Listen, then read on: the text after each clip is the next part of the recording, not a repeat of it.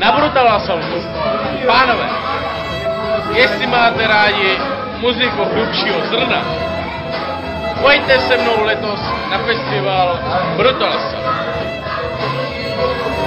Jako bych to viděl dneska. Lidi zvrací pod stůl, lidi spí na stole, když nemají kde spát.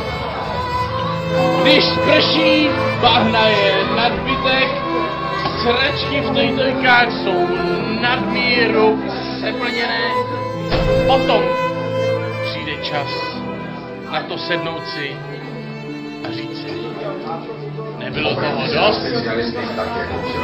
A teď pozor, potřebujeme toho člověka, který řekne, nebylo. A jde se pokračovat. Zvrací se jeden na druhého, hází si to jako piškvorky.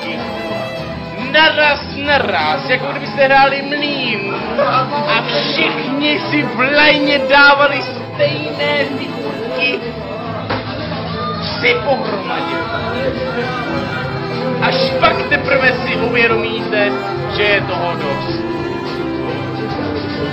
Ráno se zbudíte a uvědomíte si, že včera bylo lépe. Proto děláte všechno proto, aby dnešek byl lepšejší než zítřek ráno.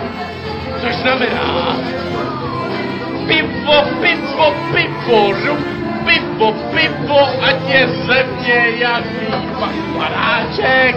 No jaký asi? No ožralý panáček.